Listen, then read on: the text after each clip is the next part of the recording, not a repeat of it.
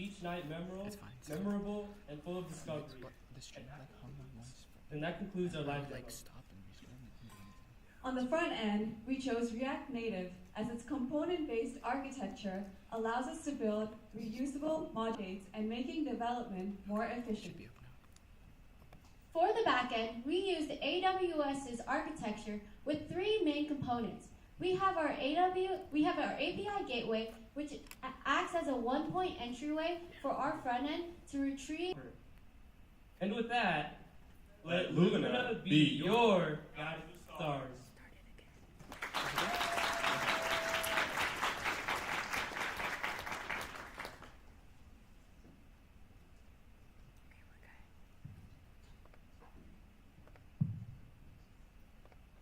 I have an app on here called Sky Map, which shows, it would be a great adjunct to this. I can point it anywhere on the sky, and it'll tell me what's there. Tell me the constellations, planets, everything. This is a great app, by the way. I like it. So you're storing everything on AWS instead of storing any of the data locally? So yeah, all of our sources are through independent lambdas, but our events that you saw in our calendar and our social events page, that's being stored in a Dynamo database. On the device? Or elsewhere? In AWS. Okay, DynamoDB is in AWS. Okay. So yeah, so that makes, like some of my favorite spots, you don't have connectivity at all, like Big Bend. So have you considered storing some of that like in a SQLite database on the device itself?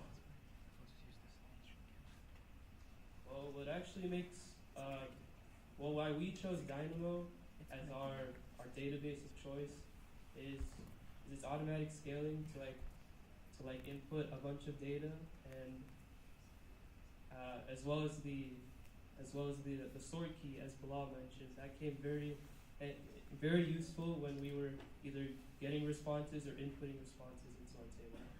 So that's why we didn't go to a SQL database. Okay, thank you.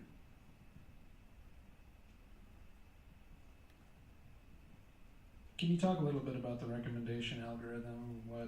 What makes for the best days? Is it just when there are events, just when there's good weather, some combination? What goes into that?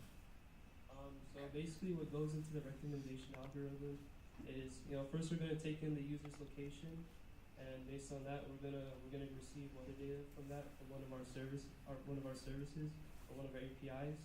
And based on our weather, mainly cloud coverage, we'll see whether it's a low amount. That means it's a good day to go stargazing, basically. So once that condition is met, we're gonna look at our Dynamo database for that specific day. Then we're gonna see whether if we have any celestial events for that day or any social events for that day. And then based on if we have social events that are close to the user, then we have good events to recommend to the user. Thank you.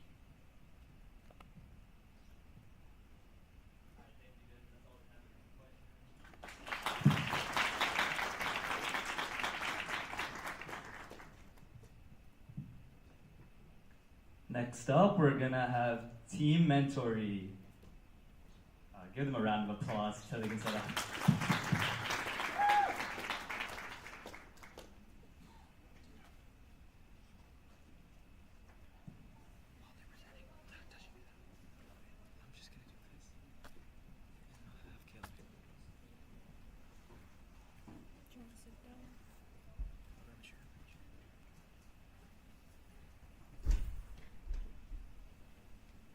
Raise your hand if you think that having an industry mentor is important. Raise your hand if you have an industry mentor. Well, don't worry, you're not alone. 76% of people think that having an industry mentor is important, but only 36% have one. But don't worry, we here at Mentoree are here for you. Hi, I'm Niti, and I'm a front-end developer for Mentoree. Hi, I'm Chris, and I'm a back-end developer. Hi, I'm Mia, and I'm a front-end developer. Hi, I'm Ollie, and I'm a back-end developer. So what is Mentoree? Mentoree is a unique, easy-to-use platform that connects students with industry mentors, allowing them to get first-hand industry insights. Our website has three core features, the first one being the matching algorithm. The matching algorithm utilizes data from both mentor and mentee profiles, incorporating weights assigned by the mentee. This allows the algorithm to evaluate each mentor individually and generate a matching score for optimal pairing. Another key feature we incorporated was integrating Zoom and Socket.io, which allows the students to instantly connect with their mentors and communicate their issues and goals. Our third feature is the task system, which allows mentors to create tasks for the mentees, which then appear on a shared calendar, helping mentees stay organized. The combination of these three features streamline the mentorship process, allowing for mentees to better achieve their goals. Now that we know a little bit about mentoring, let's jump into our live demo. First, you're greeted by the landing page. Now you can click sign up to create an account. Let's give Niti a moment to type in her login information. After you type in your login information, you're led through a series of questions to personalize your account. First, you can choose whether you want to be a mentee or a mentor. After this, we ask you personal questions such as your full name, what city you live in, and what state you live in. We know that college students come from diverse backgrounds, so we also consider the different languages that they speak. We consider a wide range of factors, from preferred personality type of your mentor, to what university you're studying at, what year you're in, and what major you are. We know that college students want to go into specific career fields beyond just major, so we consider career fields as well as industries. Lastly, we ask you to rank these different categories. For instance, if you rank career fields highly, we'll match you with mentors that best match you in this regard. After clicking sign up, you're led to the home page. Look, you can already see your matches, so click discover more matches to see them. Let's view the profile of the top match mentor. On the profile page, you can see their about me, academic interest, as well as reviews from past mentees. And if you scroll back up, you can match with the mentor. After matching with the mentor, you're led to the task page. But there's no tasks yet, so let's go onto a mentor account to see how assigning tasks works. Now that we're on our mentor account, we can go to the task page and choose which mentee we want to assign tasks to. To assign a task, you can give it a title, a description, and the day that it'll be due. You can also create Zoom meetings as well. You can give the Zoom a title, as well as a schedule, and you can schedule it for a specific day and time. After creating the Zoom, you can see that a link is generated. And if you click on the link, it'll lead you to the Zoom. And that's how you use mentoring. So, how did we create this website? We selected the Merge tab for its extensive documentation and module structure with simplified development. MongoDB is incredibly user-friendly and excels at handling flexible data schemas, while Express facilitates a scalable backend. React enables the creation of user-friendly interfaces through its component-based architecture, while Node allows JavaScript to run outside the web browser. Together, these technologies create a scalable, user-friendly, and interactive web application. So what makes Mentory different? Well, compared to its competitors, Mentory offers a perfect combination between accessibility, professionality, and dependable connections. Let's take LinkedIn, for example. While LinkedIn is fairly accessible and undoubtedly offers a professional environment, it lacks in its ability to guarantee a long-term connection. We at Mentory focus on ensuring this. We also face some roadblocks. For the front end, we had trouble accessing consistent data across multiple pages. To fix this, we use storage and universal calls to retrieve information. Another key issue we faced was designing models that could flexibly handle role-specific data. We were able to do this by using a foreign key system. The best part about Mentory is that it can be scaled to integrate so many of our future goals. This includes GitHub and LinkedIn integration, which will help enhance our matching algorithm. Another future goal that we have is to expand the scope of mentorship to other contexts, such as life and leadership coaching. Lastly, we would like to incorporate group mentorship and allowing a user to be both a mentee and a mentor to facilitate other mentorship styles. But for now, who's ready to turn your potential into reality with Mentory?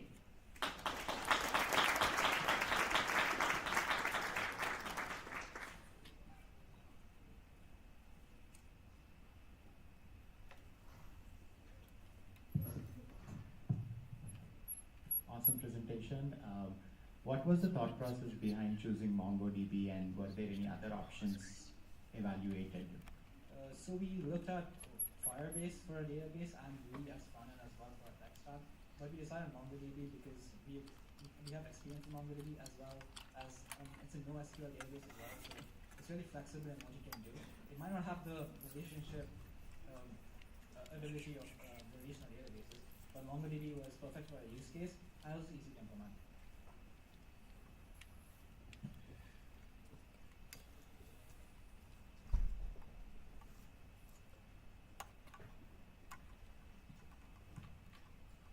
Okay. Yeah, I like your front-end design. The React is pretty good for that. Did you consider anything else? This isn't a native app, then. This is a web app essentially running on a device. Okay. What else did you consider for the front end then? Anything? So we looked at Wii.js. We were really excited looking at it because it was really easy and it was so new. But then we realized that there wasn't as big of a community for it, and documentation is also sparse. So we went with React because it has a lot of libraries, just user documentation as well.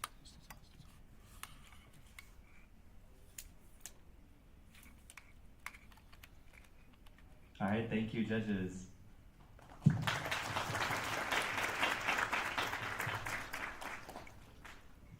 All right, next up, we're gonna have Team TalentTrade.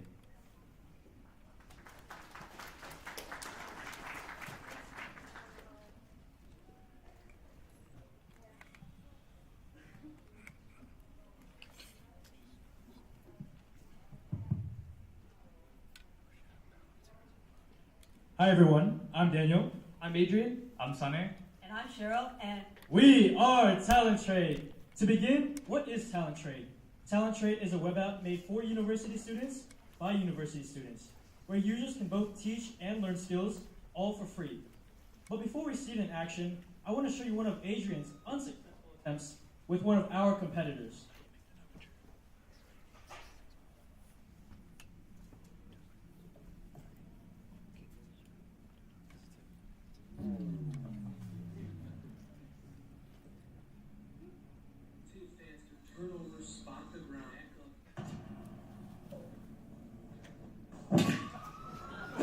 I'm gonna try TalentTrade instead. So let's see how to use TalentTrade through a quick demo. When users first enter our app, they're given two choices, to sign in or sign up. While signing up, they're asked to give a username, email, and password. They can also choose to sign up with Google, making this process much easier. After signing up, they're then taken to the skill questionnaire, which is one of the most important aspects of our app. Users are asked about skills they want to learn, and as you can see, there's a bunch of categories and a lot of skills to choose from. After giving a skill description, they can simply add that skill. Next, they're asked about skills they're comfortable with teaching. Instead of adding a skill by category, they can choose to add a custom skill by giving it their own name, description, and adding that skill. Lastly, they can finalize their profile by giving their name, university, year, and About Me description. When they submit their profile, they're then taken to the home page. When they click on the browse button on the top right, that's going to take them to the browse page where users can look at profiles of other users with similar teaching and learning skills thanks to our machine learning algorithm in the backend. To search for something specific, just go to the search bar on top, type in any query such as, I want to learn chess, and through our AI-powered search, you're going to get back a user who teaches chess. By clicking on the message icon on that profile, they're taken to a DM with that person. Both users can now message each other and get to know each other better. If they ever want to schedule a virtual meeting, no problem. Simply hit the meetings icon on the top right, give a meeting title, start time, end time, and create that meeting. When they hit join, that's going to take them into the Zoom meeting which they created directly from within our app. At any point, they can click on the profile icon on the top right to view their profile or delete skills if they wish to do so. By clicking on the edit button, they can edit their profile, upload a profile picture or banner picture through file upload, update their personal information, and even add new teaching and learning skills as they use our app. As you can see, after adding that skill, when you go back to the profile page, it's updated instantly. We also have an FAQ page where users can get to better understand our app and learn how to use it efficiently.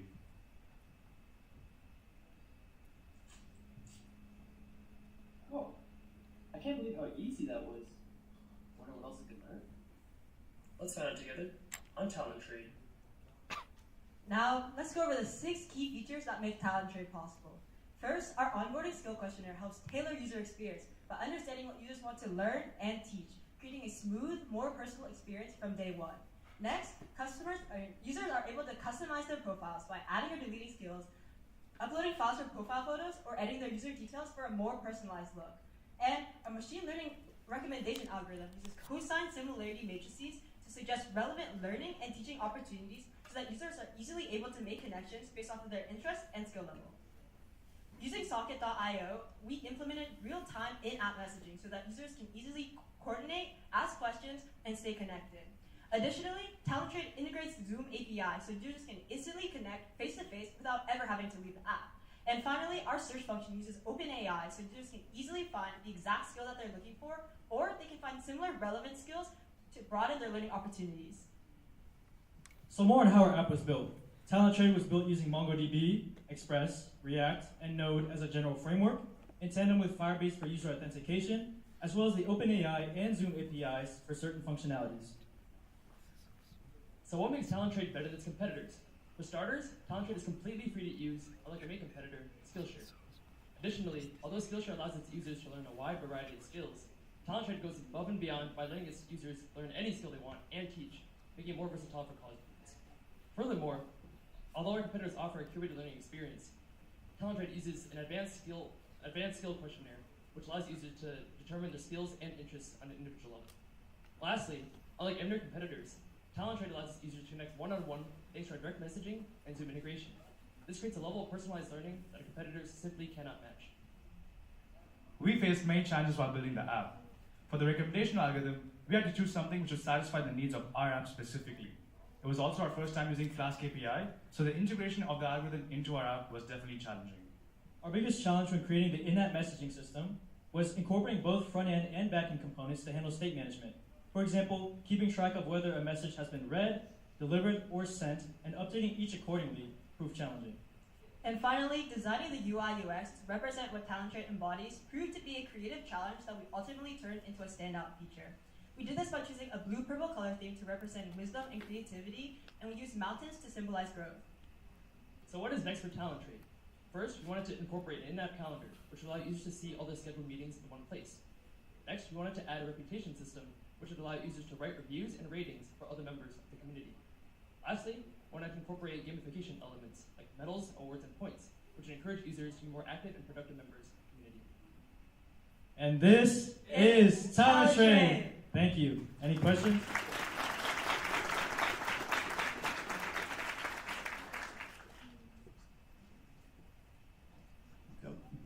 Just a quick one then. You mentioned sockets.io for in-app messaging. So it's peer-to-peer in-app messaging? Yes, it's peer-to-peer. Okay, yeah, very cool. That's different. I like that.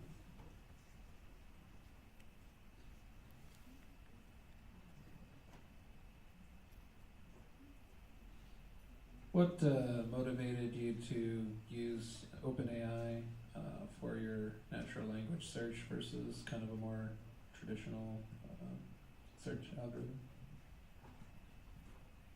Right, so we found the OpenAI model to be very powerful in for the search feature, right? That's because we give it any query that we want, and that's going to extract the skill name from that and do a MongoDB search from that. And we just felt that OpenAI suited our app better than other models like Llama or any other models, because OpenAI it proved to be stronger and gave better results. What did your prompt look like that you actually inject? It was extract skill names from the query, try to put it into a learning skill array or teaching skill array from what you can infer. In case you can infer if it's learning or teaching, put it in both arrays. So we'll search both cases. If it's not able to identify, we'll do a full search both ways. Thank you.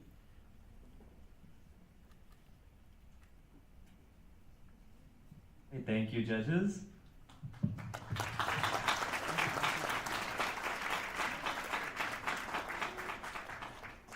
Next up, I'd like to welcome Team TidyTerms.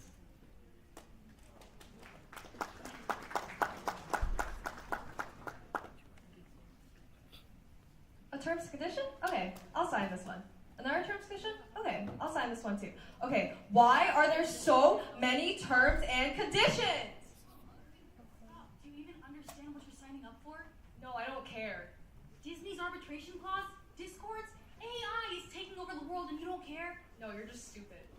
What is wrong with you? Alright, let's take a quick pause right here before things escalate. As you can tell by Nick and Vivian's experience, no terms and conditions. And that can be a big problem. Let's go back to the multiverse where Nithya and Vivian are actually using our product. TidyTerms! We're TidyTerms, your eyes for fine print. We're a Chrome extension that scans and summarizes your terms and conditions where you can save your summaries onto our website. Now, let's meet the team behind TidyTerms. I'm Vivian Nguyen, part of front end. I'm Arshia Puri, I'm part of back end. I'm Atreya Ghosh, I'm also part of the back end. And I'm Nithya Charavuri, part of the front end. Now let's take a look at what main features make TidyTerms TidyTerms. Next time you come across a long, winding page of terms and conditions, don't just click apply. Click on our Chrome extension and press the Scan Terms button. After you click this button, you'll be greeted with a succinct summary with everything you need to know about those terms. After reading through the summary, click the Save Terms button to save the terms to our website. If you're logged in, you can then access these terms and previous ones you've saved for all those times you're late up at night wondering to sign up for. Now, let's jump right into our demo. When I open up the extension, I can go to the website where we're greeted by our welcome page, detailing what TidyTerms is and what it does. I can log in to unlock the full functionality of our application. I can enter my credentials, or I can just use Google Auth to make life easier. Once I'm logged in, I can view a list of all my saved summaries, which in this case are HBO and Disney.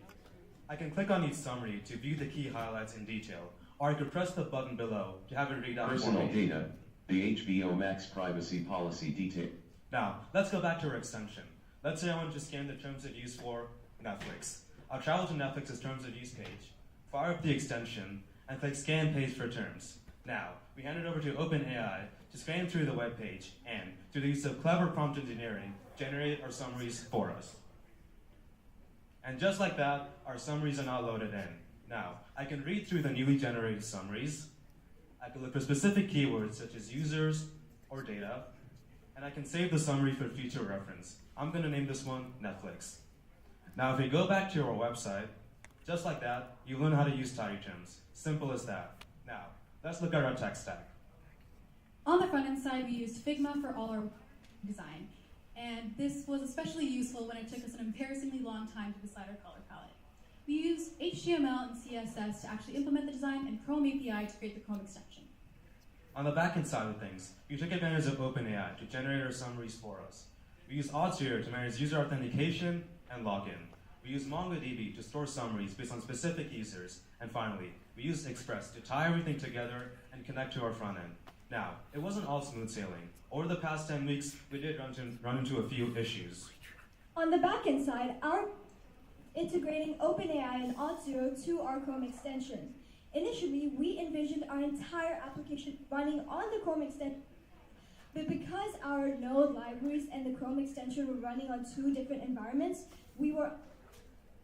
but we did pivot from this, and we decided to include a website into our product.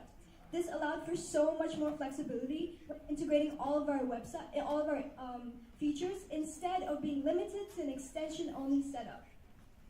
On the front-end side, we were presented with several front-end challenges, such as evaluating if our design goals are really feasible and how to make the design come to life.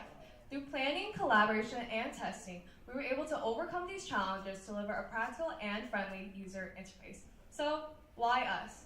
In today's world, it's important to know what you're really signing up for. Track your privacy, rights, and finances. While researching our competitors, we found two main issues. One, many of the features were paid, and two, most of our competitors' platforms had content that was for people with extensive legal background, meaning the average or normal user would have a hard time understanding the content provided if they didn't know legal jargon. To fill in these gaps, 1, TidyTerms is a free Chrome extension, and 2, provides tailored summaries for the average user to be able to understand.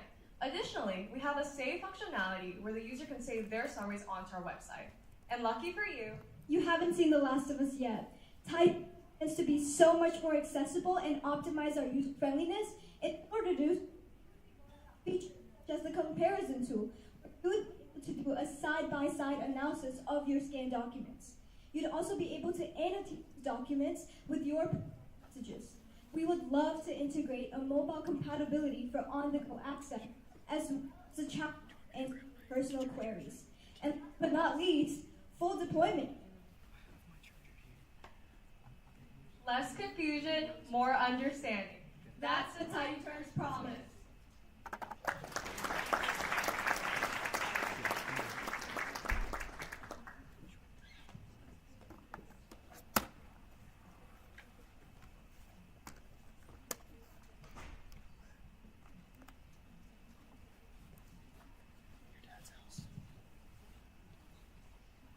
Can you talk a little bit about how you reached the realization that including the website in the extension was going to give you more permission access and the ability to interact more with the user's content? Right, so that is like a back-end problem, so we can definitely talk about that. Yeah, so we realized like integrating a lot of our libraries such as OpenAI or Auth0 would be really problematic with just an extension we set up, because technically, in tech terms speaking, an extension is like a single web-based application. So that's when we realized it'd be better to just pivot to a website so we can like have more flexibility.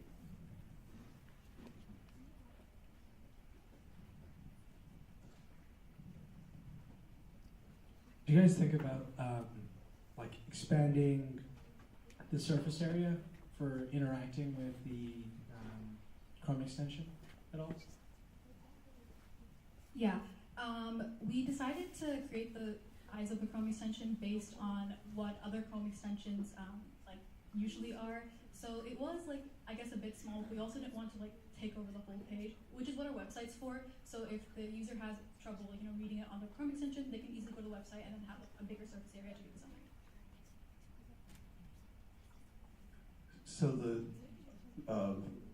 TidyTerms comes across the phrase, I agree to strip searches in my home. What do you do about that? That's a Dilbert cartoon, by the way. Anything you can do about things like weird stuff that that will find? Would it find things like that that are just off the wall? Like I agree to strip searches in my home. Or, I mean, if it's scannable, TidyTerms got you. Okay. Okay, thank you, judges.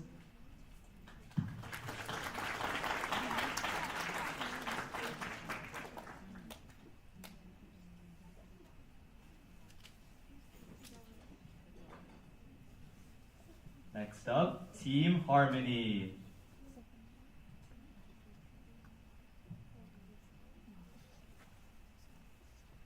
Hey guys, I've been trying to plan out time to hang out this week. You guys feel good about maybe 4 p.m. on Wednesday? I got an exam on Wednesday, so how about we do Friday? 12-ish? I don't know about Friday. I need prep for next meeting, plus I have so much homework to do. Do Saturday, guys? This plan's never making it out of the group chat. If only there was a way for us to really easily align all of our schedules. Pause. Raise your hand if you've been in this exact same situation. We've been there, but we've got the solution for you. Hi, I'm Karthik, and I worked front end. I'm Leo, and I worked front end. And I work back end. And together, we are Harmony. College is hard for everyone. Between planning through projects and exam deadlines, sometimes it's just too hard to schedule the things you want to do with your other fellow college students. And Harmony is our solution. How does it do this? Harmony makes scheduling easy by planning around all of your projects and exam deadlines for you automatically whenever you want to plan something out or some sort of event you want to do, effectively harmonizing your calendars with other people. But that's not all. I'm going to pass it off to Karthik to tell you about our wonderful features. Thank you, Leo. In Harmony, you can add friends effortlessly. Just scan a unique QR code or enter a 6-digit code. You can also join groups the same exact way to connect with your friends, families, or study groups. Harmony's main feature is its sync calendar. Within each group, our syncing algorithm compiles all group members' events into one singular view. Within our calendar, you can see what times you're free and choose when to meet up. Finally, in each group, we have our polling. Harmony generates polls based on the group's free time slots, and then group members can vote, and the most popular time is automatically added to everyone's calendar, making scheduling easy. Now, I'm going to hand it over to Matthew to talk about our algorithm. Now, we make sure first to take the information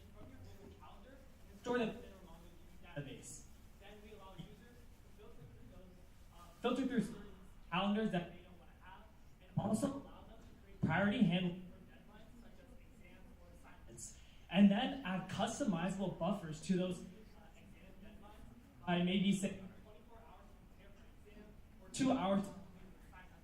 And those times are sent to our group features. We take that information and then look and identify for overlapping free times and then optimizing it to meeting slots to allow for users to see that within the folder feature itself. So meeting time slots are then pushed to the folder. Now I'll pass it over to Tiffany for a live demo. Wow, Matthew, that sounds so cool. How about we see a live demo? When you enter Harmony, you can either create a new account or sign in. In this case, we're gonna sign in. We sign in with Google and we can see some of our basic Google stuff. And when you enter our main home screen. In the main home screen, we can see our mini calendar as well as some of our tasks pulled from my calendar as well as from my groups. Clicking on the top right of my profile page, I can see some of the basic information when I created this account. Now, if you look at the navigation bar, the second tab is where we have our master calendar. The master calendar is automatically synced with Google Calendar and it shows my deadlines, events, and what classes I have, as well as stuff from my groups. Now, to solve Leo, Ivan, and Matthew's problem about hanging out, let's go to our groups. In our groups, you can either join a new group or create a new group. In this case, I will join a group. Let's call this group tennis group. In this case, when we enter the group, we can add members or we can add members. In the group, when you enter the group, you have several different polls as well as the ability to create polls. Once the polls are created, those times are then voted on by each group member, and then it's automatically added to each person's group calendar as well as a master calendar. This way we can all effortlessly hang out without the hassle. Now that I've given you the demo, I'm going to hand it over to Ayman to talk about our tech stack. On our front end, we use the React framework. On our back end, we use Express and Node.js for our API calls and running our server, paired with Mongoose to structure and manage our database. We also use Google OAuth for user authentication, as well as the Google Calendar API to use and fetch our events. Now I'll pass it on to Leo for obstacles. One of the main obstacles we faced on the front end was trying to get the calendar and its data to display correctly, which we solved by using React Native's calendar library. The main backend was syncing Harmony's calendar with the Google Calendar. We solved this by going through extensive documentation on the Google Calendar API. Now, I'll talk about our Like other apps like or Calendly, Harmony combines automatic calendar syncing, free time finding, polling, and also priority handling for deadlines into one streamless platform. Then we allow groups to easily schedule their times, making it ideal for very busy students and teams. Now I'll pass it over to Leo for our future plans. Harmony is a big idea. We don't plan on just stopping here. One of the main things we want to do is be able to sync multiple calendars, such as iOS's Apple Calendar and Outlook Calendar. We also want to be able to implement a chatbot in the future that helps guide users on doing things such as clearing up their schedule to make it easier for the algorithm to find more free times. For the UTD general body, we had an overwhelming majority say that they would love to use the app. Thank you so much for listening and experiencing Harmony for the first time. With Harmony, socialize. Find your Harmony.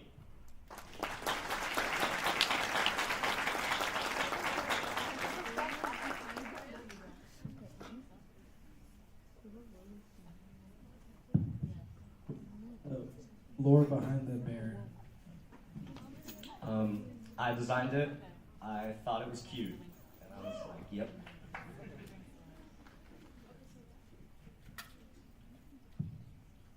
Great presentation. Can you talk a little bit more about the Google API challenge and like how did you sync the Google Calendar with the Harmony calendar? Yeah, so first, could you repeat that question really quick? You said you had a challenge getting the information from Google Calendar API and syncing it with this app's calendar view. So can you talk a little bit more about what was the challenge and how it was addressed? Yeah, so first the main challenge was realizing that creating Google authentication within React, or within React Native is a little harder than React. So first getting authentication working within the app, and then allowing to pull those events from your Google Calendar and then integrating it from our backend API to our front end. So displaying that in itself was quite challenging in the sense that we were having difficulty being able to quickly load that, and then also just make sure that it was calculating those times correctly. In the sense that being able to push those times, once we figured out pulling it, being able to push those times back to your Google Calendar and then also to the MongoDB database, it was a little bit faster, but yeah.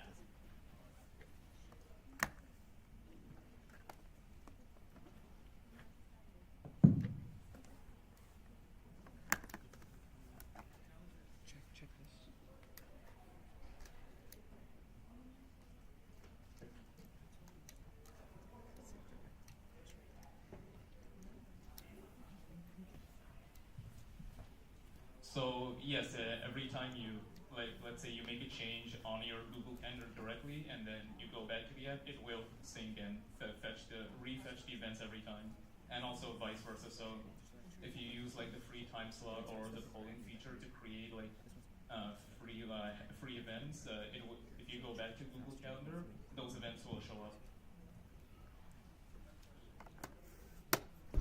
Your front end and back end developers work together. How did you decide like what APIs you're gonna have? I think like the first part, like the main part, was just creating like a low wireframe, just laying out, hey, these are the certain features that we need to implement. So just making sure that we drew out each page, and so us backend developers knew we need to create these certain CRUD operations.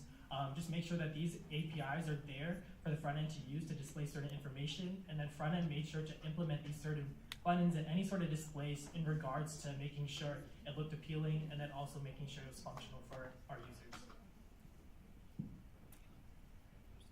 Thank you.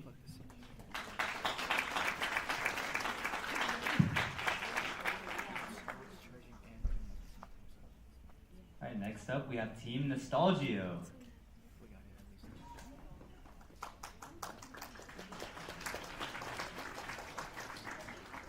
That trip was so much fun. When we went on that long drive on the coast of California blasting music.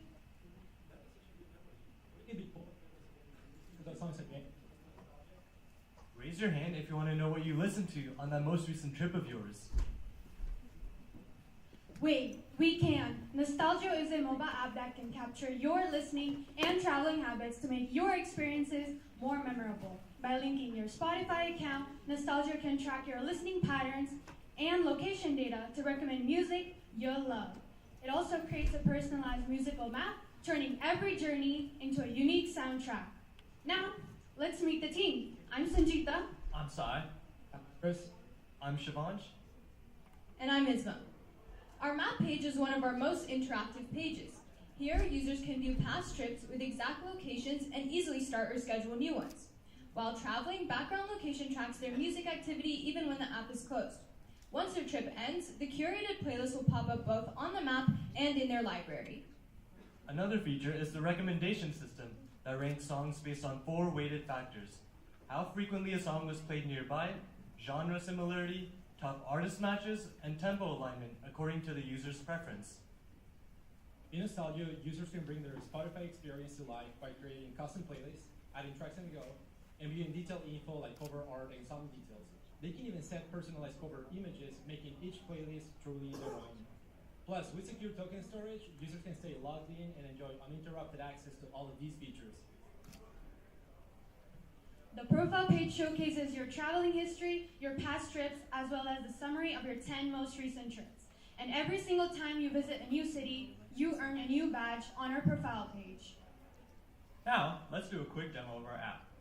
When a user logs in, they are greeted with the map page. Here, they can either start a trip or schedule one. Let's start a trip and run a simulator for San Francisco.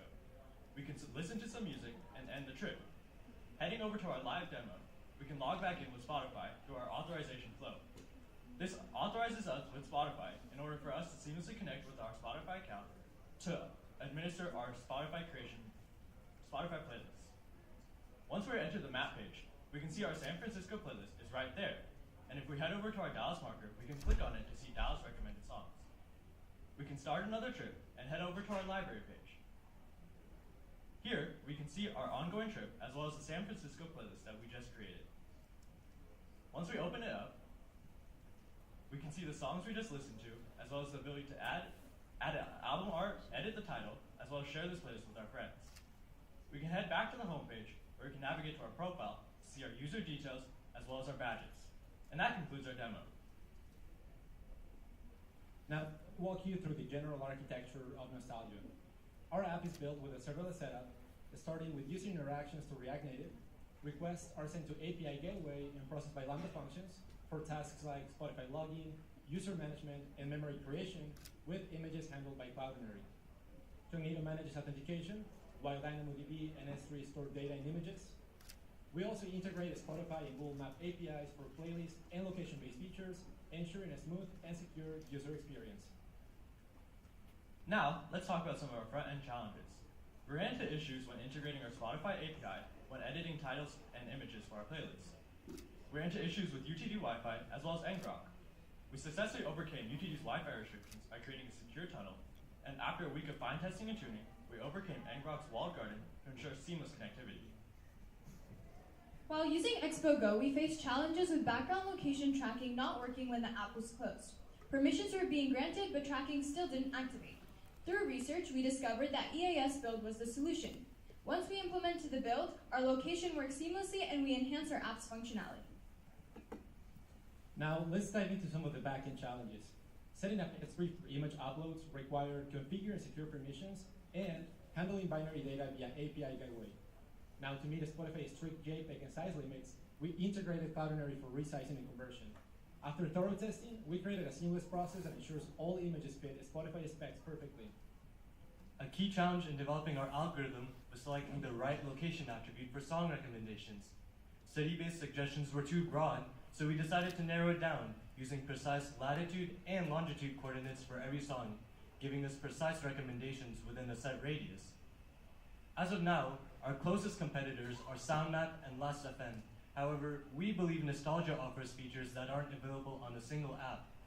While SoundMap provides geospatial data tracking for their trading app, and Last.fm provides listening history about their user statistics, Nostalgia offers both features while also providing unique suggestions and the ability to create location-based playlists. Looking ahead, we want to enhance our app with a community map where users can follow each other and connect through their shared locations with music. We also want to introduce another feature where users can change their preferred languages for song recommendations, making your experience with Nostalgia even more personalized. I can't wait to use Nostalgia on our next trip, because every trip deserves its own soundtrack.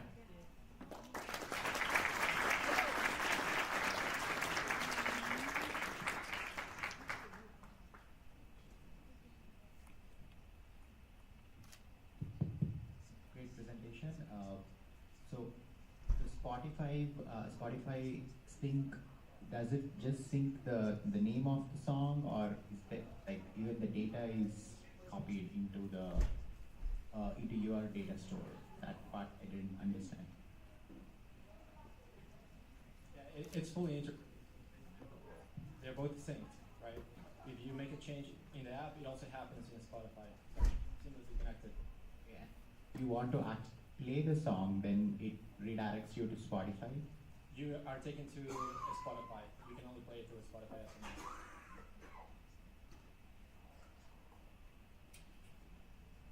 You mentioned EAS build. Can you talk a little bit about what the usage of that was? Yeah, so our background location, we were using Expo Go to test out our background location, but it wasn't working specifically on iOS. It doesn't work on Expo Go, which we realized after researching, because when we would enable the background location, like you could click, okay, allow while using the app, but it wasn't actually tracking it when you close the app. So after researching, we realized that EAS build, it actually builds an app like on this app store.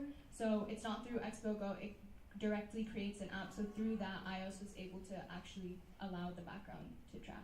Okay, that makes sense, thanks. And you know, if the trip before, can you like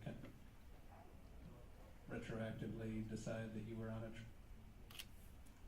So one of your implementations is to add the ability to add a previous trip. Since we are logging all the user data, what they're listening to at a specific time, and their locations, we're able to go back in time and add that, but it's not currently.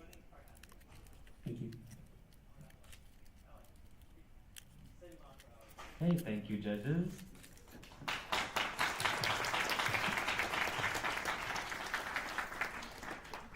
Next up, Team FixIT.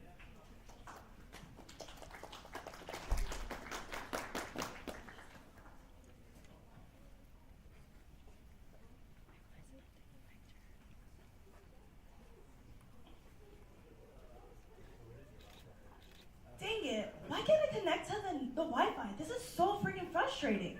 What's wrong? I can't seem to connect the common net to my phone. Aren't you here to fix it? No, what's that? I'll show you. Hello everyone, we're FixIT. And if you're having an IT issue, we're here to help you. My name is Ayush and I worked on the front end team. My name is Ugana, and I worked on the back end. I'm Bonik, and I also worked on the back end team. And my name is Nikayla, and I also worked on the front end. Our app has 3 core features: the home feed, the chatbot, and the community feed. The home feed contains all the common solutions from the OIT knowledge base. We provided solutions to these in the home feed. So for most of your issues, you can find the answer directly in the home feed. Let's say you prefer a more conversational approach. For this, we've got a chatbot, and it knows what it's talking about. We've taken articles from the OIT knowledge base, converted that into vector embeddings using the OpenAI Embeddings API, and we've stored that in the Pinecone database. What all this means is when you ask it a question, it goes and looks through those articles, gets the important information, and gives it to you in the response. You're basically chatting with the OIT knowledge base. It's also possible that your question is very unique. You really need to explain what you're talking about and provide images to give context of the problem. You can do this in the community feed. You can create a post that other UTD students can see in the community feed. They can interact with this through comments. They can give a solution, or even just let you know, saying, hey, I'm facing the solution too. Let's figure it out together. So moving on to the tech stack for our application, for the front end portion of our app, we use Expo, which created a really seamless UI.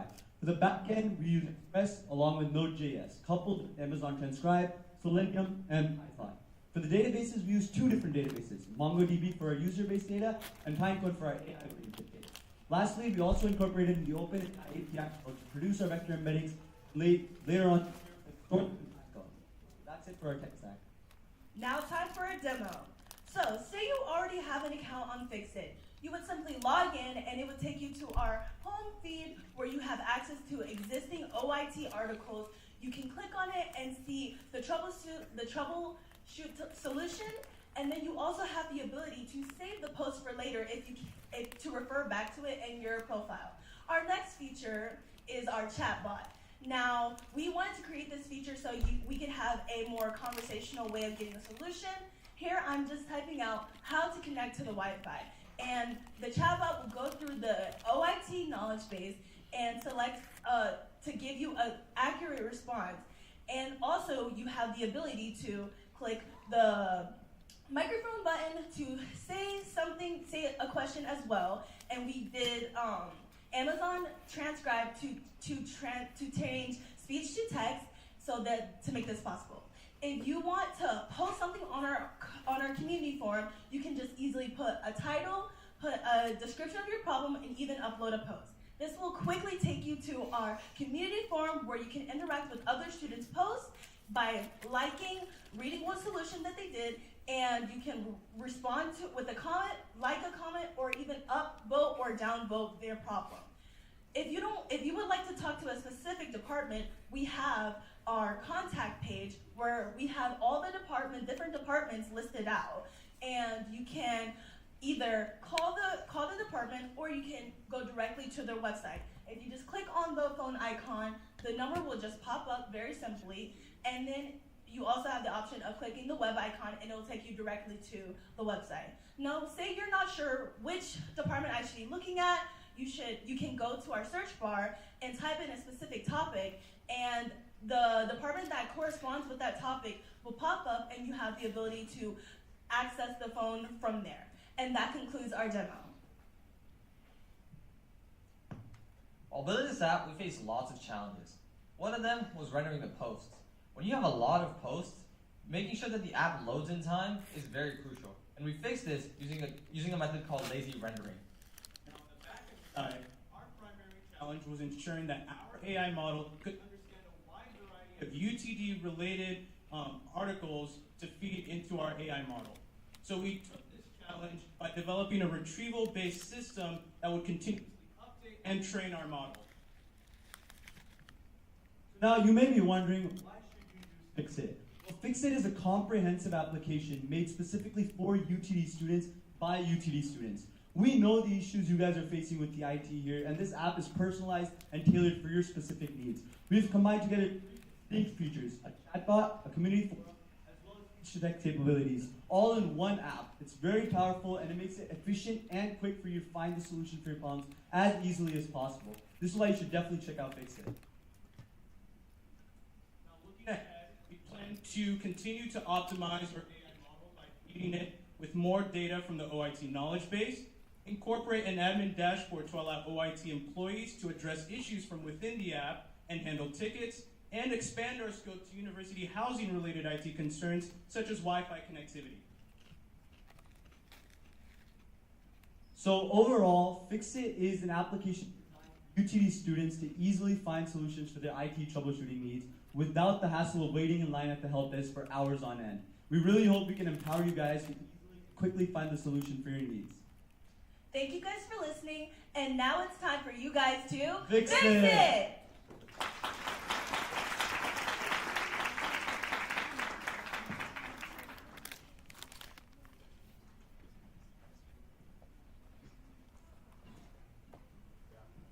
Can you take me through the implementation of the Amazon Transcribe feature, sort of the front end and back end, once again, kind of how that came together from both sides?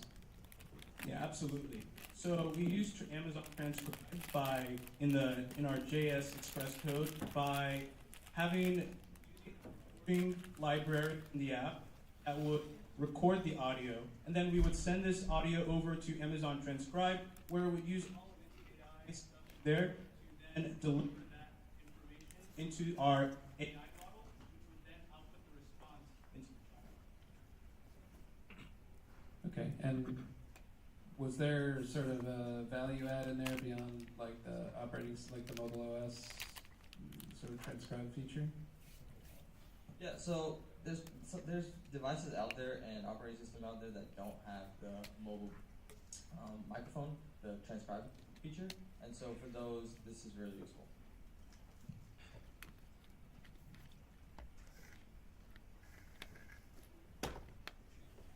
Thank you, judges. One more round of applause.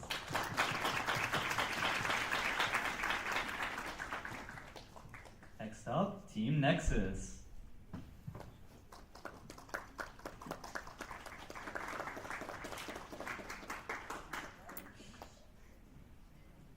One moment, sorry.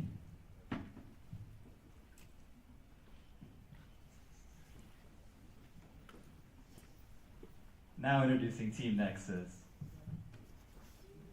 My exam is tomorrow and I can't find any of my topics. Group chat is useless. Everyone's sending different versions of the study guide. Bro, please let me into your group chat. I don't know anyone in my course. My notes are all messed up. Because nobody likes you. Wow.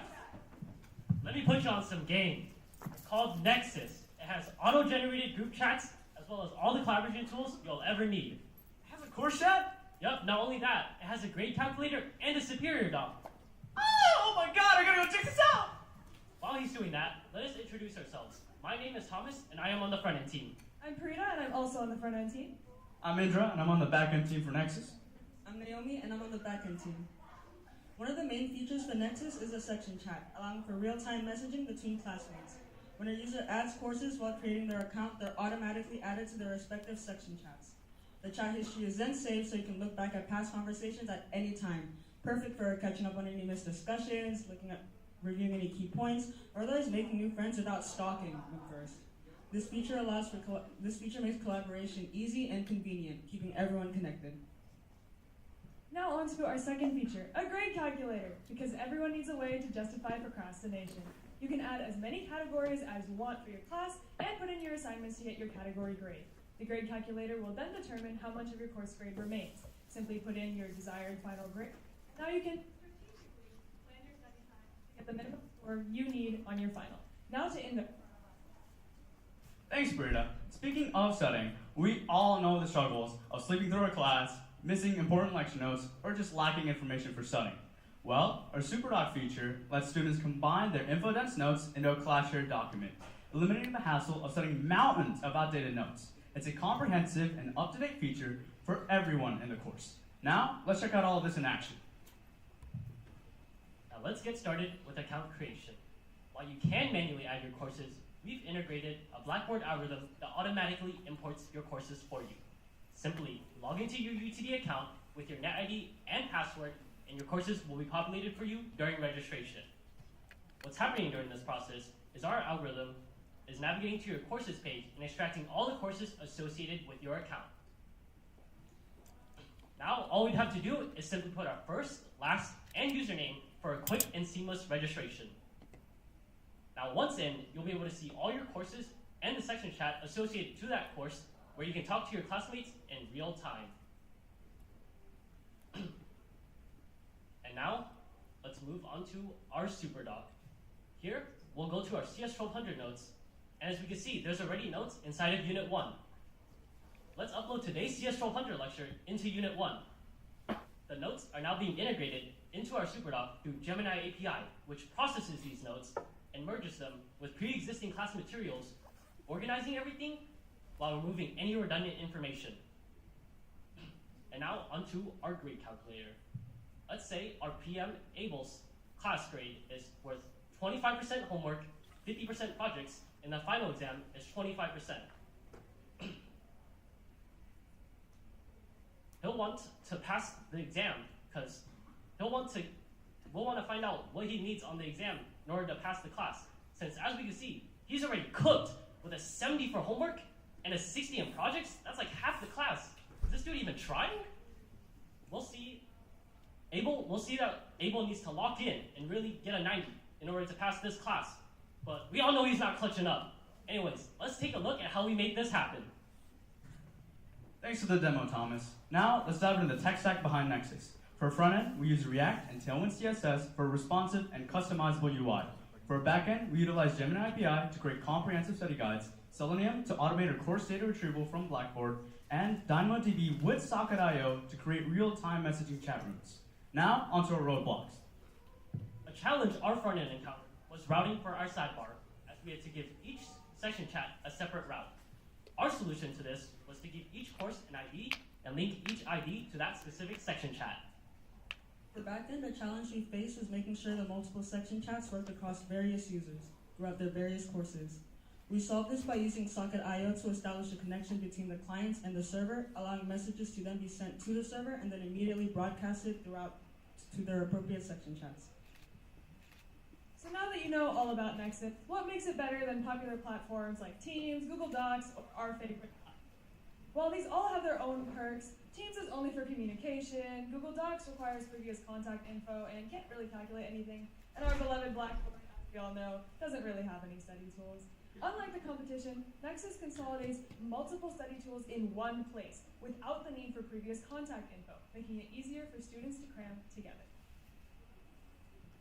Lastly, in the future, we plan on incorporating features such as a SuperDoc editor to allow people to tailor the doc to their specific needs, as well as an AI assistant to answer any doc-specific questions. Furthermore, we also plan on integrating more of Blackboard to include things such as course calendars, any upcoming assignments, as well as announcements to ensure that the student is able to stay organized and up to date with very minimal effort on their part. And with that, thank you for listening to Nexus, because failing together is no fun.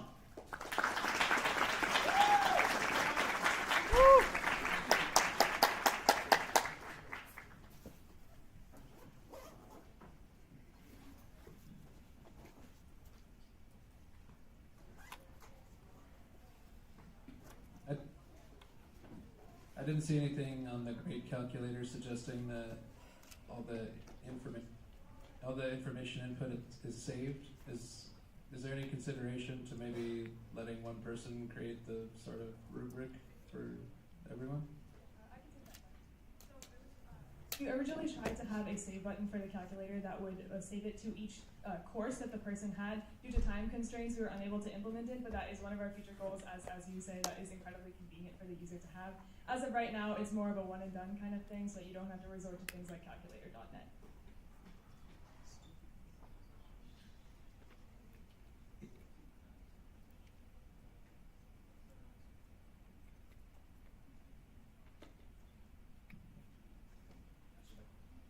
So, we used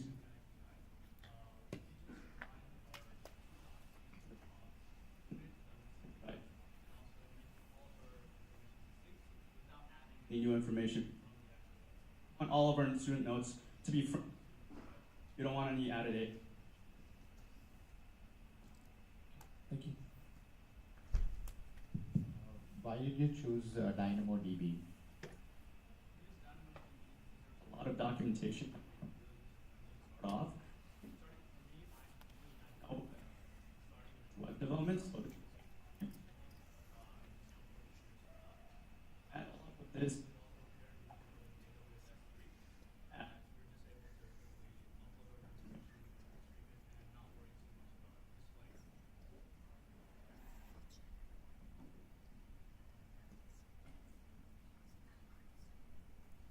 Just kind of a suggestion. Are you aware of the Nebula Labs API? Okay, yeah, then that's something that obviously you could integrate with, just future reference. All right, thank you, judges. One more round of applause for these guys.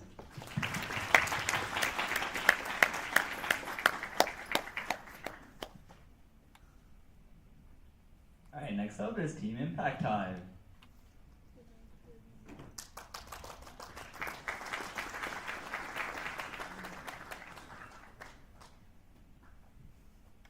As we continue to grow, finance has become a top priority. But where do we start? For many, investing can seem daunting, but it doesn't have to be. With the right tools and guidance, anyone can find their successful investment journey. According to Gallup, nearly a third of Americans don't hold any investments. This provides a huge opportunity for change, especially as younger generations start planning for the future. ImpactHive empowers younger individuals to start building wealth with purpose. ImpactHive is designed to make investing simple and meaningful. It gives you the power to grow wealth and support causes you care about. ImpactHive is designed to help you take control of your financial future and also helps you to build a long-lasting portfolio. Hi, I'm Aiden, and I'm a front-end developer. Hi, I'm Eric, and I'm a front-end developer. Hi, I'm Ifra, and I'm a full-stack developer. Hi, I'm Ishita, and I'm a full-stack developer. Hi, I'm Fook, I'm a back-end developer. For our tech stack, we chose React Native and TypeScript to build our Express app from the ground up, with a focus on aesthetics and efficiency, utilizing MongoDB for our database. Our interest forms lets you personalize your experience. Based on your choices, ImpactHive recommend a list of companies that are involved in that interest, helping you stay connected in what you're investing into. Our custom-built database stores users' investments, actively tracks stock's performance, and provides data-driven insights, all connected to our dashboard with unique visualizations. Enhancing insights, our dashboard displays your investments through engaging visuals through line charts, pie charts, and a growing hive, allowing you to track your financial growth and progress. Now for our demo. When you first open up the app, you'll have the option to sign in for a secure user authentication system. Let's go ahead and input the username, reachitforz@gmail.com, and our password, abc123. We'll type that in, hit login, and now we're looking at the home page. At the top, we can see the investment tip of the day from Gemini API. In the middle, our goal tracker, and over at the bottom, a graph visualization showing the progress we've made so far in our investment journey. Next, onto the account page, where we're able to see three main things: our badges, our watch list, and our interests, which we're able to select when we first sign up as a user. Next, onto the Discover page, where I'm able to browse different companies based on several categories of interest. I'm also able to search for a company by name. Now, I know the ImpactHive team loves watching movies, so let's check out Netflix. We'll go ahead and type that in, hit enter, and here's plenty of real-time stock information. We'll go ahead and watch list it. And at the top, you can see the current ticker percent change. At the bottom, the daily high, low, and volume.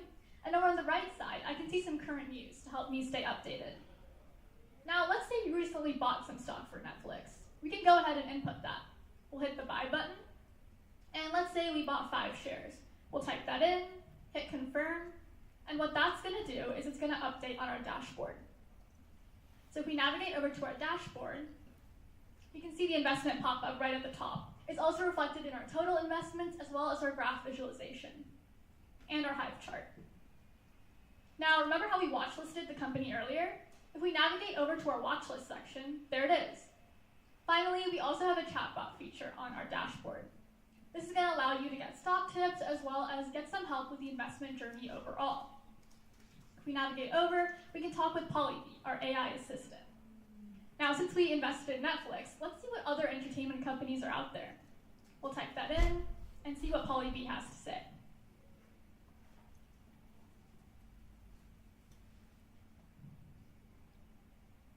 And there's our answer. Now, if we want to sign out, we can navigate over to the settings page.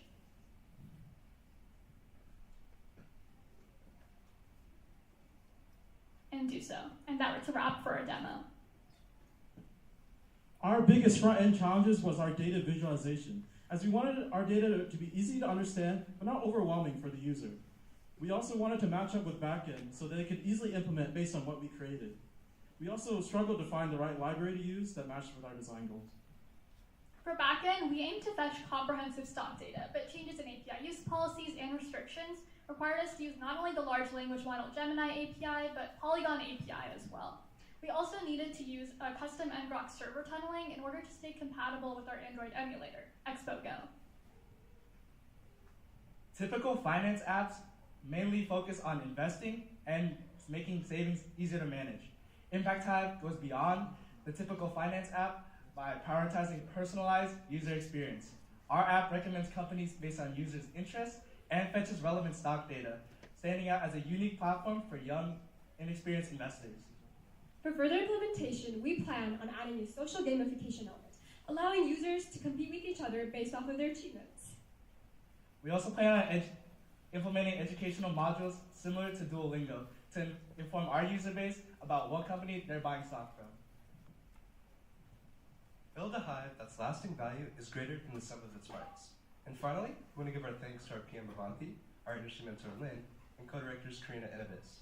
Invest with purpose. Be a philanthropy.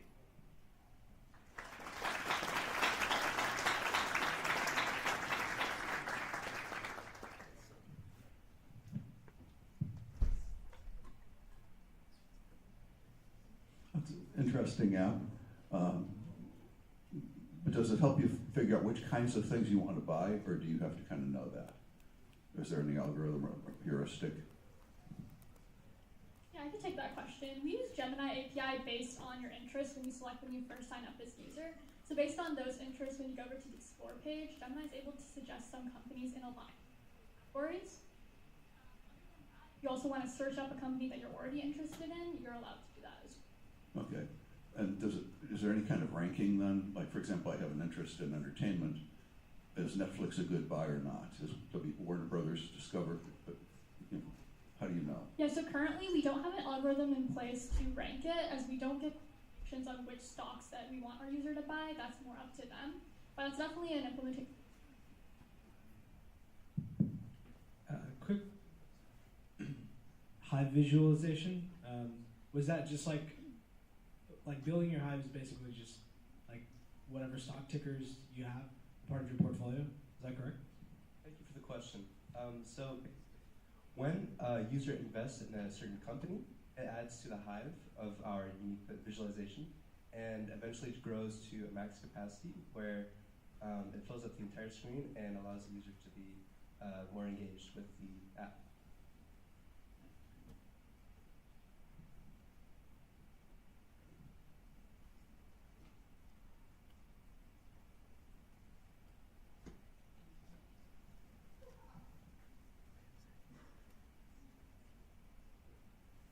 Tip of the day,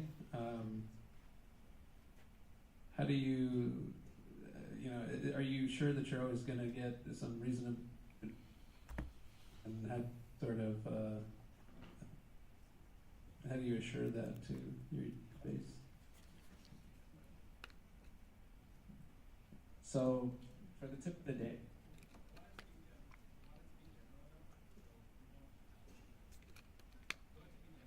Wait, it doesn't.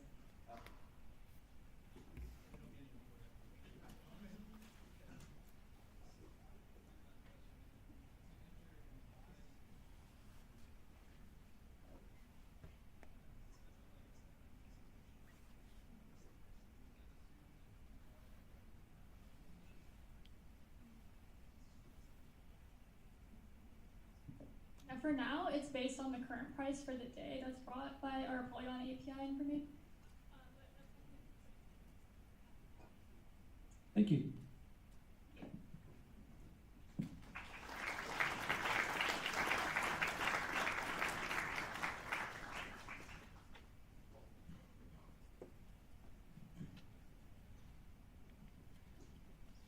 Alright, and then next up is Team LearnThat.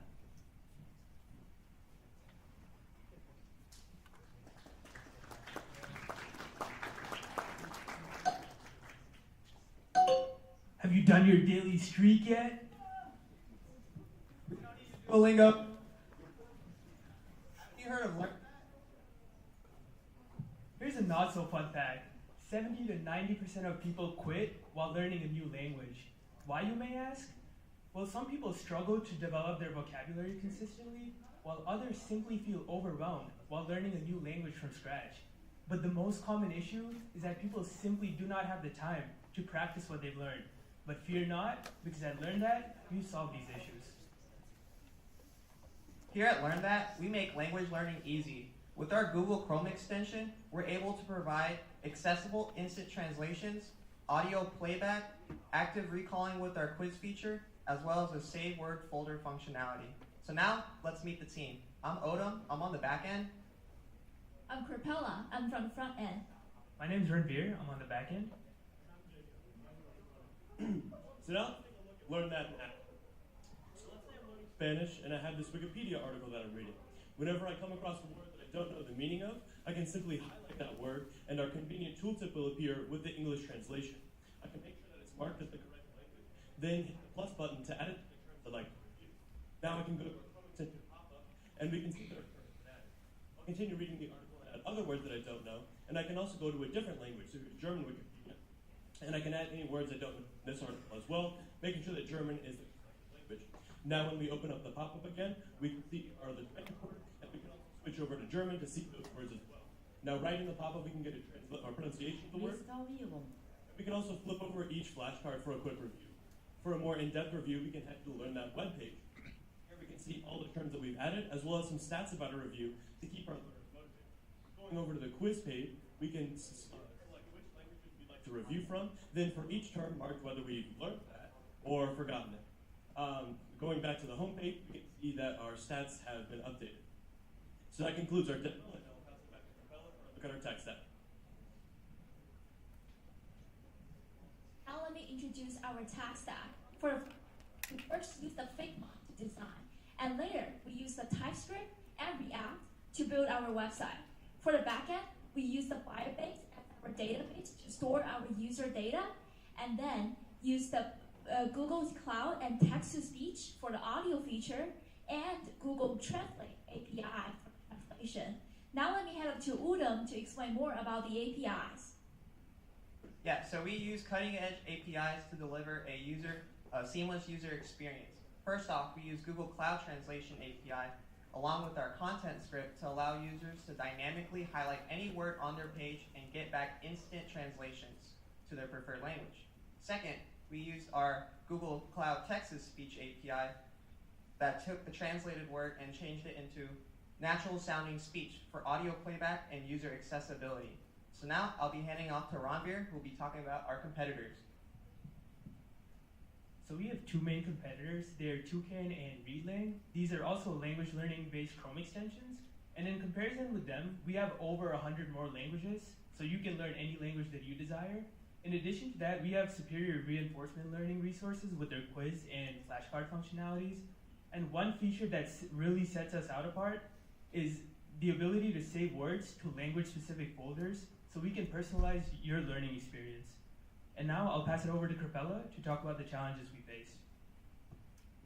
a lot of challenges when we were doing the project. The first challenge we faced was that, well, we struggled to put right place where we want to put. And the second challenge between the TypeScript and the JavaScript. And the third challenge we in the audio, which is inefficient and waste of space. We saved the cloud through the internet. Now let's take a look at some future plans that we have for LearnThat. So first we have enhanced folder storage. So we'd love to allow users to save words to folders and subfolders within each language so that they can categorize their vocabulary more effectively and review more granularly. Secondly, we have customizable translation. So we'd love to give users the opportunity to save the context in which they encounter a word, as well as provide a custom translation for more nuanced words that might have multiple meanings, or for slang terms. And last, we have daily practice functionality. So we'd love to give users a word of the day to review, as well as providing them with a short daily practice set to go over the words that they are most in need of a review for. So thank you so much for listening, and remember, if you want to learn a language, learn it with LearnThat.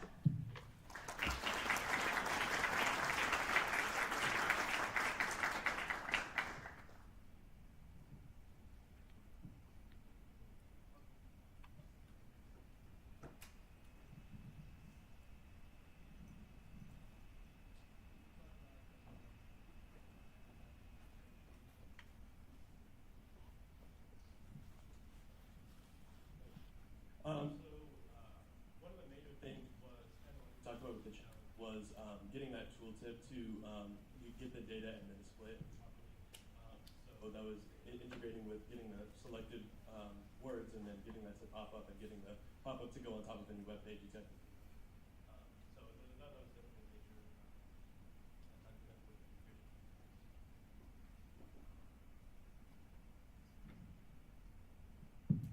So did you face any challenges using the Google Translate, or was it easy to implement?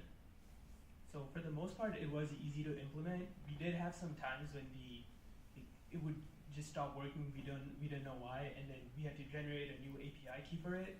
But most of the times, the translations were perfect, no issue. And one issue that we did face actually was that certain languages wouldn't work while translating. So some of the more, like let's say I tried translating to Marathi, which is an Indian regional language, it just wouldn't happen. But the main languages that are more popularly known, those would work properly.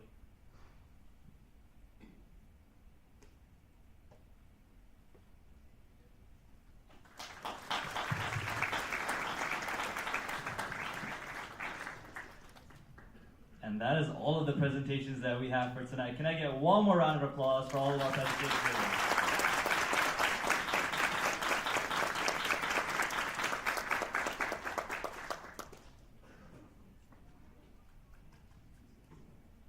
Judges, if I can kindly ask you to double and triple check your rubrics, that would be greatly appreciated. We will now be taking a brief, roughly 10-minute break to tally the rubric and figure out our winners.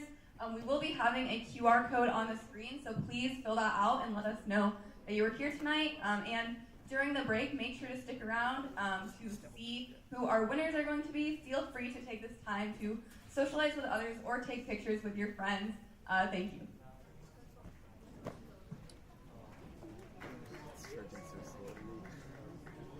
I'm guessing I don't show the QR code on the live stream, right? Because it's only for people that are here.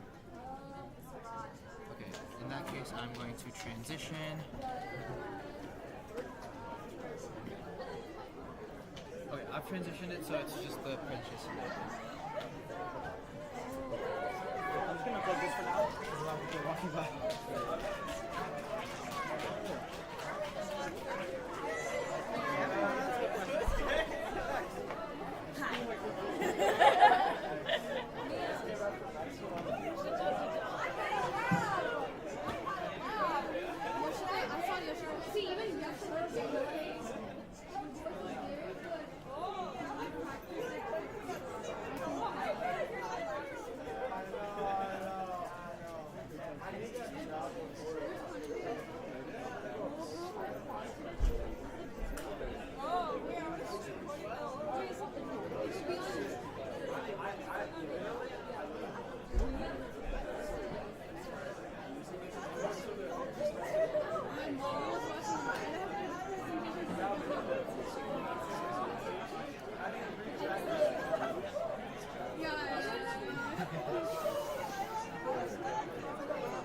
this has the dynamic channel like died.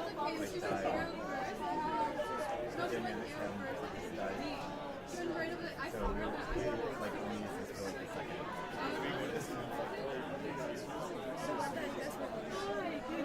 How was it while it was working? It seemed well, the batteries kept dying, so we had to keep switching it. So maybe better batteries. I wonder why. Like, how long is it?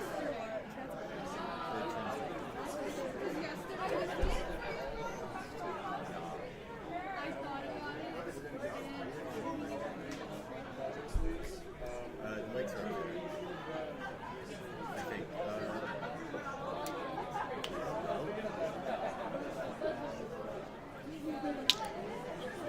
I don't know if that's the one that's. How are you doing? I'm doing good. Man. The camera's A lot, apparently. Yeah.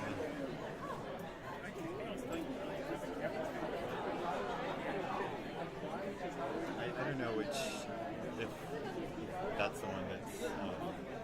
So you have everything connected to the laptop? How you got lecture? Yeah.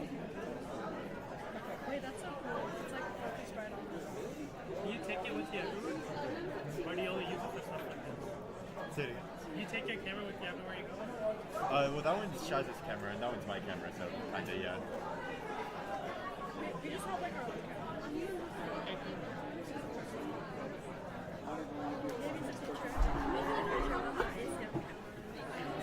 I don't know where we would even, like, store them. Oh, yeah. I don't trust most of the ACM people. I wouldn't leave my stuff there. No, I think okay, maybe we can have it and then you just give it to like a specific. In UTD TV, we have a tech closet that you need to like keep hard on. So we can have maybe or even like a walk box. Dude, this looks. I think it would be good to invest in because like there's not many chances for someone to What's that? Yeah.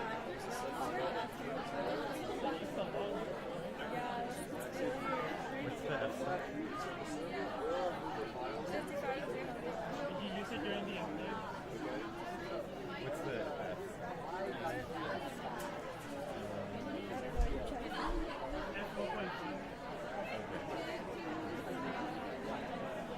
This is ancient. Maybe 10 years old.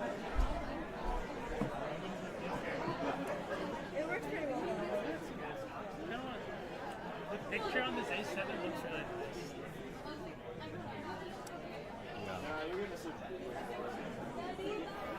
Wait, yeah, so like I have to go to, I don't know. Sorry to keep bothering you. I'm just like. Oh no, you're No, okay. you're good.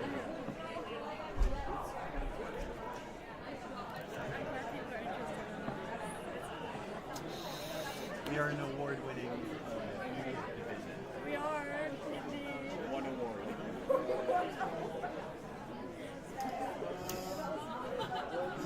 It was voted by ACM. That makes me so sad. Hey.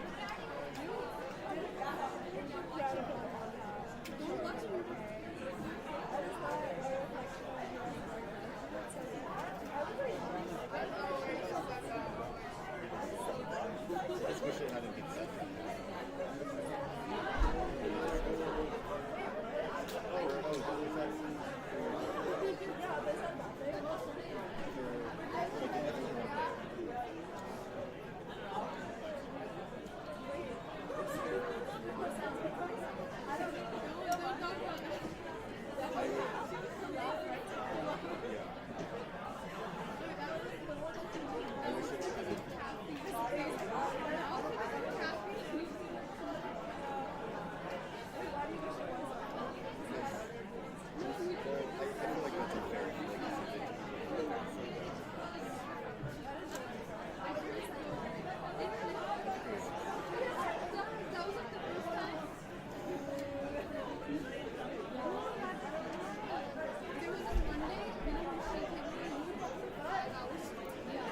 I'm just, to keep my questions clear, I'm thinking that not that many people have this.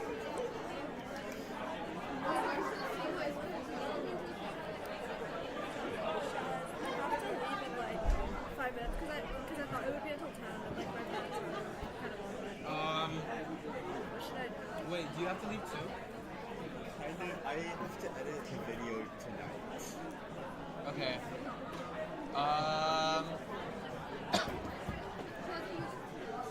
We need someone to take pictures because they're gonna announce winners. I could do 10 Oh. more minutes. It's gonna take longer than 10. It's gonna be like 30 more I'd be minutes. happy to stay until 10:30, but I can't really stay. Yeah, 10:30 is fine. I think we're gonna be wrapped up by 10:30ish. Okay, so I'm good.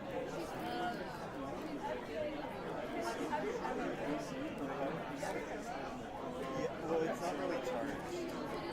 You can use my camera. Sorry. But I'll leave so my camera can stay. Is that fine? Are you okay with that? Okay. I won't say anything about it, hopefully. Okay. Wait, how much storage does your camera have? Do you have a battery? It's like, it was, should I plug it back in? Yeah, I said plug it back in. Wait, I think it should be enough. Because that's like 9% on foundation batteries. Hopefully both of those combined should be enough. If not, I'll stop the stream and I'll bring this camera. That's my battery in your account, right? Correct. Okay. Just need to make sure to switch out.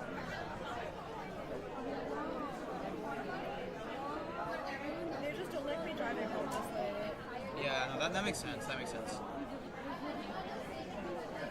Okay, I'm gonna start editing the pictures tonight. Have them done by. Do you shoot in RAW? Yeah, that's good, right? It is, but with an event this big, you really don't need to shoot in RAW. You can shoot in JPEG because you're taking so many pictures. It was already in RAW, so I just Okay, that's fine. Wait, once I edit it, will it convert it to JPEG? Yeah, yeah. Okay, then it's Once you edit it, you gotta export it again, and then you need to export all the pictures again in JPEG after you edit it. okay. I'm gonna use Darkroom 10. That's what I. Oh, do you know how to use it? Yeah. It's just like, but because I don't know what else, any other software to use. Okay. Also, is there some ACM thing I need to do? We can send you a link to the drive or what? I was gonna say like, is there a logo or something I should? Oh, not now. That's like when we go later to figure out what picture we actually want to use. We put a logo after that, so it's Okay, like the very, very final. Yeah, Okay. yeah. It's like so much. Can I have things everywhere? Yeah. Take your time. I don't want to rush you because I know editing is hard. Okay. I know editing is hard. Take your time with it. Low-key, I'm gonna be so honest. Like, don't stress about it. I accidentally forgot about it. I forgot about it. I know all of execs forgot about it now. No, I just feel so bad. Like I'm trying, but it's like a lot. Wait, don't worry about a deadline. Just like, yeah. That's the thing. I'd rather make it really good for you rather than like have you overwork and do it like that. So. Okay, what do you think? What should I have? Sorry, Dad. Which I guess, yeah. 1 minute. This guy's funny over here. Just 1 minute. We should have like have it done by the end of this whole thing. I need things to get right. Can you do both? Can you do like a 1 minute recap of what you have right now? I'll do both, but okay, so I can have the 1 minute thing done by the end of this week, and will that keep you like satisfied? I think. Yeah, that should be fine. If you think the 1 minute recap isn't good enough and you'd rather have the entire video, just work on the entire video. Are you editing the No. I'm using DaVinci. I'm using not. DaVinci for this. That's what I'm saying. Yeah, it's just really good. Yeah, that's why like it's also a little bit of a learning curve for me because I'm used to using Premiere. So I'm learning a new thing and like I'm trying to make it good on that. I'm not using CapCut, guys. Okay. You're the best.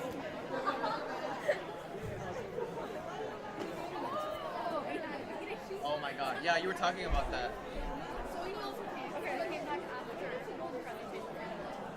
Okay, I'm gonna prioritize the long video. Okay. Because out of that, we can make the shorter video. I was gonna say I'd much rather have like a better content than have it like upload it faster. Okay, great.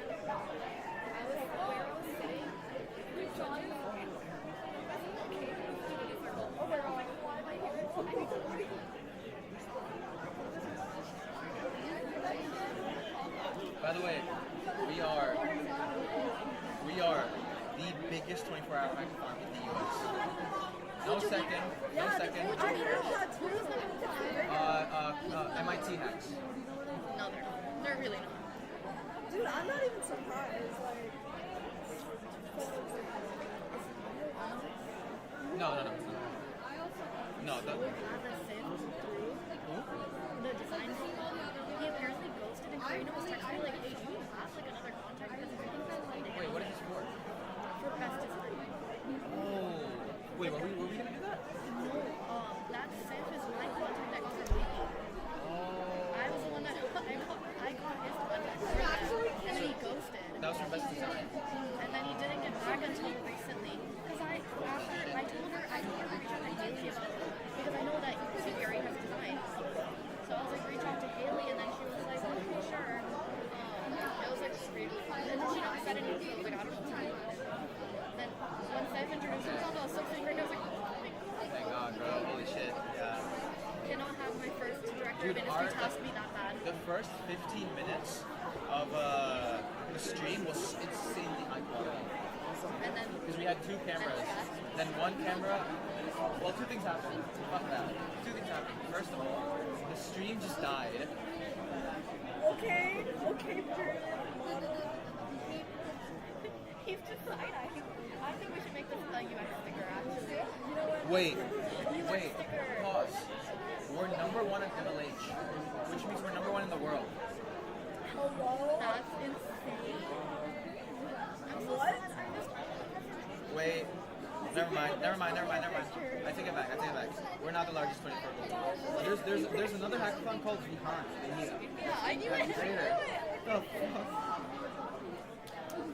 Is that on mute? So top one in North America. It's it's not even here. It's up there. The mics are like up there. You know, I've been yapping over here like, what if they hear me? Usually that's what happens. Oh my god, during our presentation, my mom took a screenshot of Abhi, like Abhi Tej, and was like, who is this? And I'm like, I don't know how you got this picture. He's like the UX press. He's like one of 30 people that's in the ring. Yeah, we're top one in North America, but everywhere else we're not. Thank you so much for this. Literally lifesaver. Oh my god. I'm gonna go say hi to PM. I see Gabby over there too. Yeah, let's go talk to her. Are we? Why are you moving me?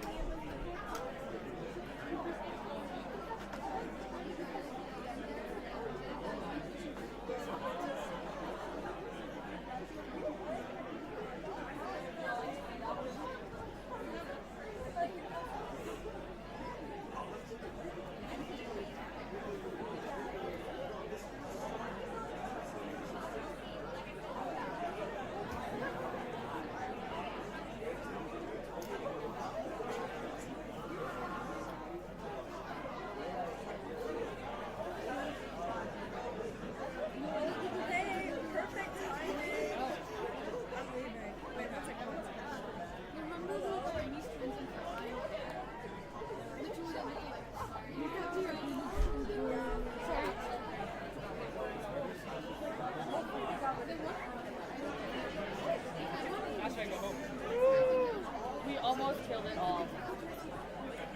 Wait, what's it?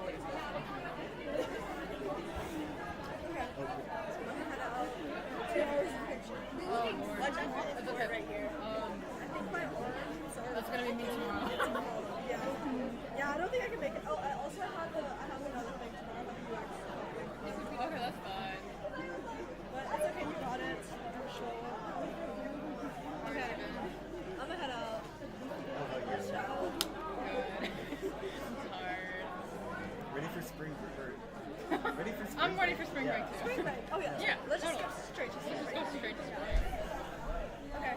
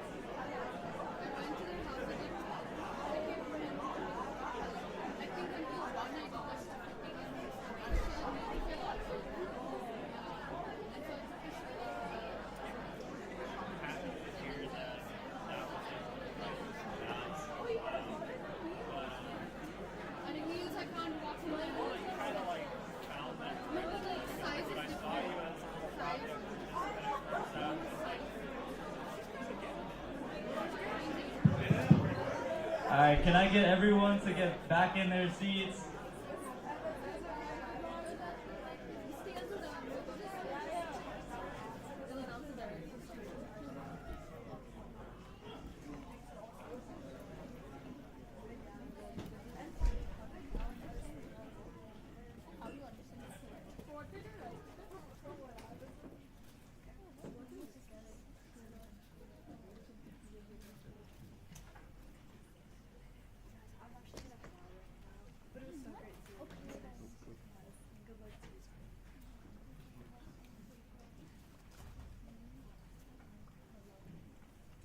So before we discuss the team placements and the winners, we will be announcing the awards to be handed out tonight. Each member of the team placing first will be receiving a $50 Amazon gift card and a trophy. Each member of the second place team will also be receiving a $35 Amazon gift card and a trophy. And each member of the team winning the design award will also receive a special trophy as well. The criteria for judging tonight included collaboration, visual design, innovation, demo execution, and presentation effect.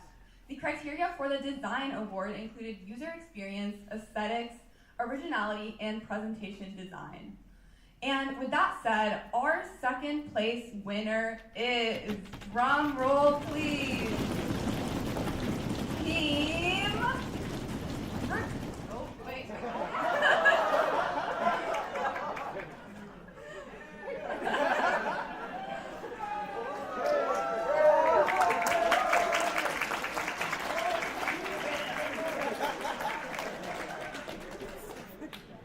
Okay, sorry for that little hiccup. And with that said, our second place winner is, drum roll please, Team Request!